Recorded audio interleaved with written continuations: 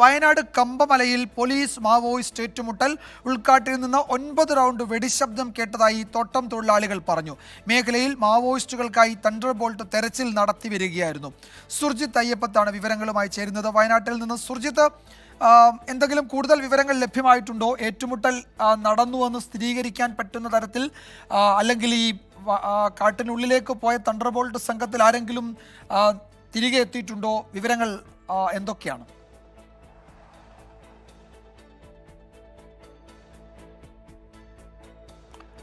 ഏറ്റുമുട്ടൽ നടന്നുവെന്നത് പൂർണ്ണമായും സ്ഥിരീകരിക്കപ്പെടുന്നുണ്ട്. പോലീസ് തന്നെ ഇക്കാര്യം വ്യക്തമാക്കുന്നുണ്ട്.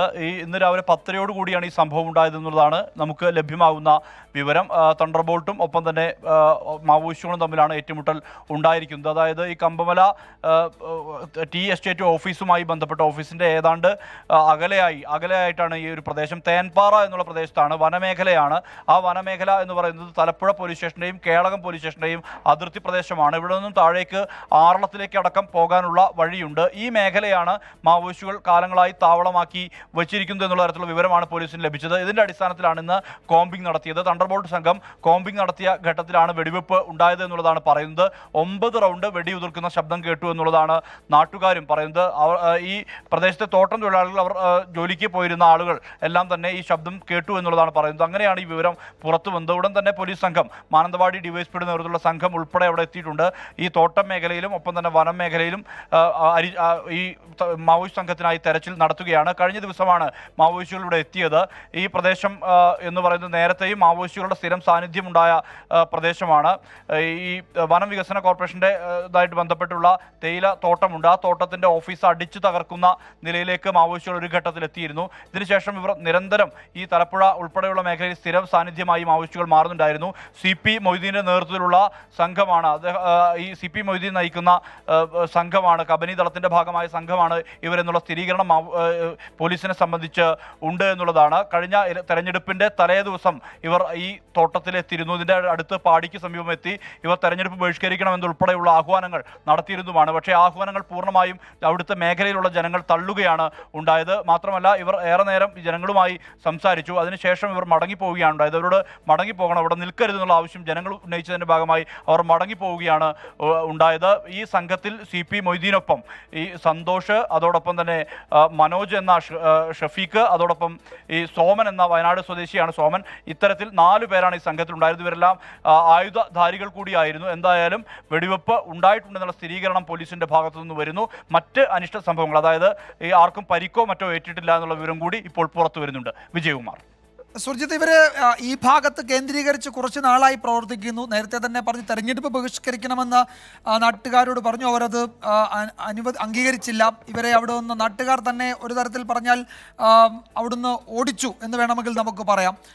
അപ്പോൾ ആ പ്രദേശത്ത് ഇവർ തുടർച്ചയായി ഉണ്ട്, സാന്നിധ്യം അവിടെ ഉണ്ട്. അവർ അല്ലെങ്കിൽ ആയുധധാരികളാണ് താനും. അപ്പോൾ ഏറ്റുമുട്ടലിൽ പരിക്കൊന്നുമില്ല, ഇവർ സുരക്ഷിതരായി മറ്റൊരു ഭാഗത്തേക്ക് പോയി, അങ്ങനെയാണോ പോലീസ് നൽകുന്ന പ്രാഥമിക വിവരം?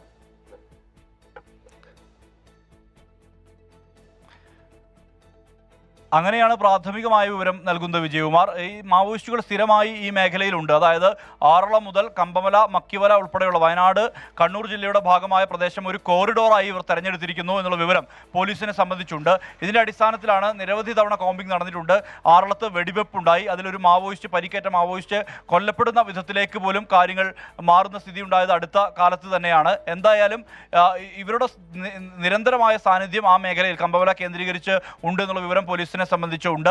പക്ഷേ പോലീസ് കൃത്യമായ രീതിയിൽ അവിടെ ഇടപെടുകയും ജനങ്ങളുമായി സംസാരിക്കുകയും ചെയ്യുന്നതിൻ്റെ പശ്ചാത്തലത്തിൽ തന്നെയാണ് വലിയ രീതിയിലുള്ള എതിർപ്പ് മാവോയിസ്റ്റുകൾക്കെതിരെ ഉയർന്നിരിക്കുന്നത്. കാരണം ആ പ്രദേശത്ത് അത്തരത്തിൽ അനുഭവം ഉണ്ടായിരുന്ന ആളുകളെ പോലും കൃത്യമായ രീതിയിൽ തന്നെ ആ വഴിയിലേക്ക് കടക്കാതെ അത്തരം ഇടപെടൽ പോലീസിൻ്റെ ഭാഗത്തു നിന്ന് കൃത്യമായി ഉണ്ടായിരുന്നു. നിരന്തരം അവിടെ അവരുമായി സംസാരിക്കുകയും അവരുടെ വിഷയങ്ങളിൽ ഇടപെടുകയും അവരുടെ കൂലി പ്രശ്നം ഉൾപ്പെടെയുള്ള വിഷയങ്ങൾ നിലനിന്നൊരു പ്രദേശമാണ്. അങ്ങനെ ആ പ്രശ്നങ്ങൾ മുതലെടുത്തുകൊണ്ടാണ് മാവോയിസ്റ്റുകൾ സ്ഥിരമായി ആ മേഖലയിലേക്ക് എത്തുന്ന പതിവുണ്ടായിരുന്നു. പക്ഷേ അതിനെല്ലാം തന്നെ പരിഹാരം ഉണ്ടാക്കാനുള്ള ഇടപെടൽ പോലീസിന്റെയും ജില്ലാ ഭരണകൂടത്തിന്റെയും എല്ലാം തന്നെ ഭാഗത്തു നിന്നുണ്ടായിരുന്നു. ഈ തെരഞ്ഞെടുപ്പുമായി ബന്ധപ്പെട്ട് കമ്പമലയിൽ വലിയ പോളിംഗ് ആണ് ഉണ്ടായത്. കാരണം ഈ മാവോയിസ്റ്റുകളുടെ ബഹിഷ്കരണ ആഹ്വാനം പോലും തള്ളുന്ന നിലയാണ് ഉണ്ടായത്. സ്വാഭാവികമായും അങ്ങനെ ഒരു നിൽക്കുന്ന മേഖലയിലാണ് ഇപ്പോൾ ഇങ്ങനെ അതിന്റെ പരിസരത്താണ് ഇപ്പോൾ വെടിവെപ്പ് ഉണ്ടായിരിക്കുന്നത്. മറ്റ് അനിഷ്ട സംഭവങ്ങളില്ല എന്ന് സ്ഥിരീകരിക്കുന്നുണ്ട് പോലീസ്. യെസ്, വയനാട് കമ്പമലയിൽ പോലീസും മാവോയിസ്റ്റുകളും ഏറ്റുമുട്ടി എന്ന വിവരമാണ് വരുന്നത്. കാട്ടിൽ നിന്ന് 9 റൗണ്ട് വെടിയൊച്ച കേട്ടു എന്നാണ് പറയുന്നത്. മേഖലയിൽ മാവോയിസ്റ്റുകൾക്കായി തണ്ടർബോൾട്ട് തെരച്ചിൽ നടത്തുകയായിരുന്നു. ആർക്കും പരിക്കില്ല എന്നാണ് പ്രാഥമിക വിവരം. സുർജിത്ത് അയ്യപ്പത്താണ് വിവരങ്ങൾ നൽകിയത്.